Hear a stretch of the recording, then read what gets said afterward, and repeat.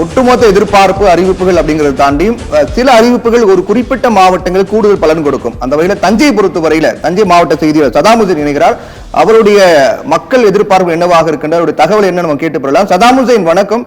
தஞ்சையை பொறுத்தவரையிலும் விவசாயம்ங்கிறது அதிகமாக இருக்கக்கூடிய ஒரு மாவட்டமாக இருக்கிறது. தஞ்சையில் மக்களுடைய எதிர்பார்ப்புகள் என்ன? இந்த பட்ஜெட்டில் என்னென்ன எதிர்பார்ப்புகள் எதிர்நோக்கி எங்க மக்கள் காத்துட்டு இருக்காங்க?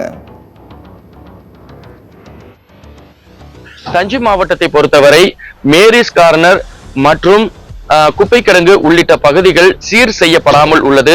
இதற்கு நிதி ஒதுக்கப்பட்டு இதனை சரி செய்யப்பட வேண்டும் எனவும் பொதுமக்கள் சார்பில் தெரிவிக்கப்பட உள்ளது.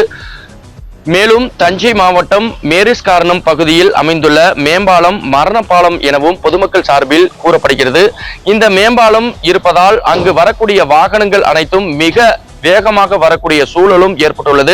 இதனால் அப்பகுதியில் பள்ளிக்கூடங்கள் மற்றும் மருத்துவமனைகள் அதிகமாக காணப்படுவதால் கூட்ட நெரிசல் பகுதியாக அப்பகுதி காணப்படுகிறது. இதனால் அப்பகுதியில் மிகுந்த விபத்தும் ஏற்படக்கூடிய சூழலும் உள்ளது. தஞ்சை மாவட்டம் ஸ்மார்ட் சிட்டி திட்டத்தின் கீழ் இருக்கிறது. இந்த தஞ்சை மாவட்டமானது ஸ்மார்ட் சிட்டியில் முதன்மை மாவட்டமாகவும் முதல் மாவட்டமாகவும் திகழ்கிறது.